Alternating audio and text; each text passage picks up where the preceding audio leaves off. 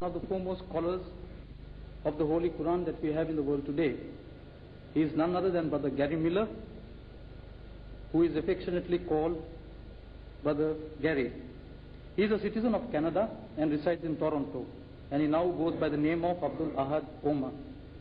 He was once a missionary for the Christian church, and it was biblical research connected with his church activities that led him to discover the vast difference between the official dogma of the church and the contents of the Bible. He was under the impression that the Quran too would contain a mixture of truth and falsehoods.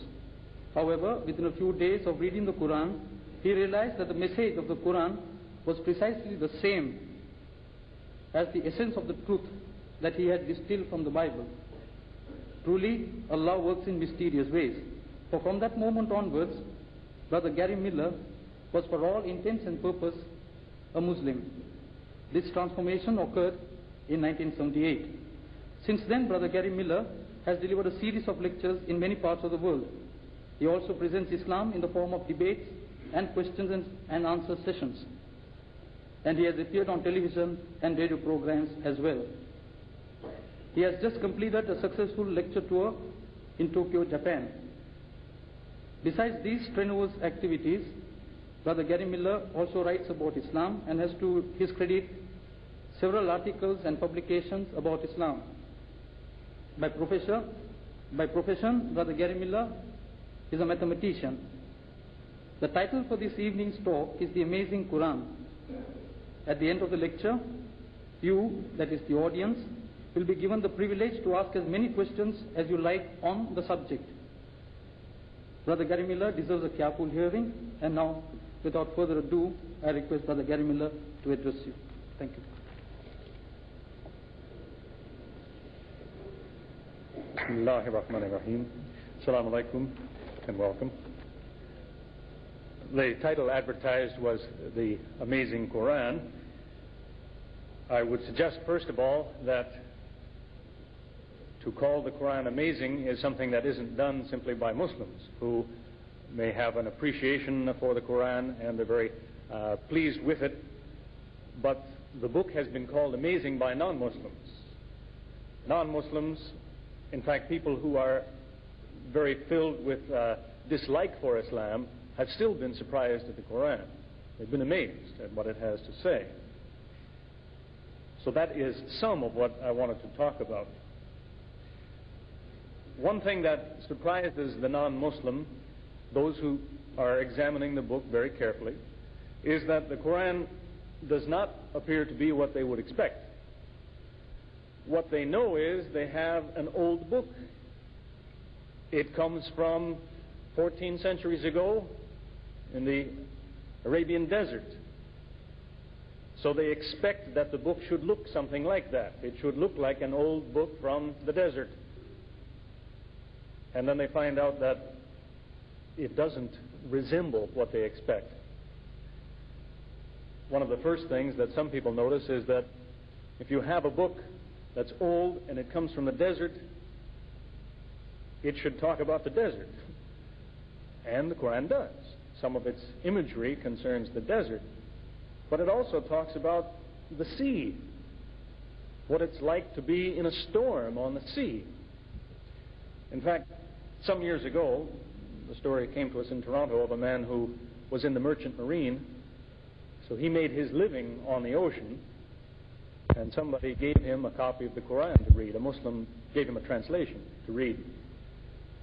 He knew nothing about the history of Islam, but he was interested. When he finished reading the book, he brought it back to the Muslim who gave it to him, and he said, this Muhammad, was he a sailor? Because he was impressed at how it described so perfectly a storm on the sea. When he was told, no, as a matter of fact, he lived in the desert. This was enough for the man. He embraced Islam on the spot. He was so impressed. Because he'd been in a storm. He knew that who wrote this has been in a storm on the ocean. Because of the description of waves within waves and the darkness between them, the precise description. It's not what somebody imagines a storm is like on the ocean, it's what somebody knows a storm is like on the ocean. So, this is one indication of the kind of thing I'm getting at. that the book doesn't seem to be tied to a certain time and place from the desert 14 centuries ago. The scientific ideas expressed also don't seem to originate from 14 centuries ago. Many centuries before that, there was a theory, well known, of atomism, which was advanced by the Greeks. Democritus, in particular, was the man's name, who lived about 23 centuries ago. Democritus and the people who came after him assumed that matter comes in a smallest piece, the atom. The Arabs used to deal in that same concept. And the word in Arabic, zarra, an atom, commonly meant that. It's the smallest piece of matter. Now, modern science finds out that, yes, there is an atom, there's the smallest unit of matter, which still has the same characteristics as the element, but that atom comes apart too. That was a new idea. That's a development of this last century. Interestingly enough, that doesn't outdate the Qur'an, because we have an interesting statement which is usually missed in any translation of the Qur'an. In an ayah that mentions the tiniest pieces of things, and it mentions this dharra, saying an atom or anything smaller than an atom. Now, 14 centuries ago, that sentence would look unusual even to an Arab, because to him, a dharra, that was the bottom. That's the smallest things get. The Quran mentions that, in fact, Allah is aware of everything down to the dharra and anything smaller. So the book is not outdated. Another example of what we might expect to find in an old book is what you will find in virtually any old book that comes near to the subject of health or medicine.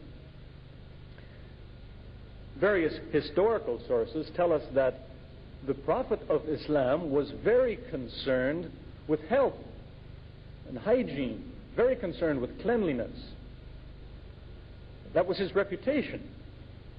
So you would think that if you have a book which originates in his head, it should talk about medicine.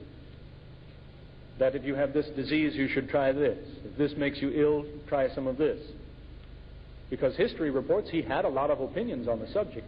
He had a lot of ideas about, if this is your disease, this might be your cure. He had a lot of opinions that way, but none of them are in the Qur'an. There's no home remedies in the Qur'an that could be outdated. In fact, the Qur'an only mentions one item, which is not in dispute by anybody. It mentions honey, saying that in honey there's a healing. Something there is that's good in honey. I don't think anyone will argue with that. But it does not contain any of a man's opinions about what is beneficial, what's the best food to eat, or what is healthiest for you, what will cure this or that disease. Another item that can we turn this down just a little bit?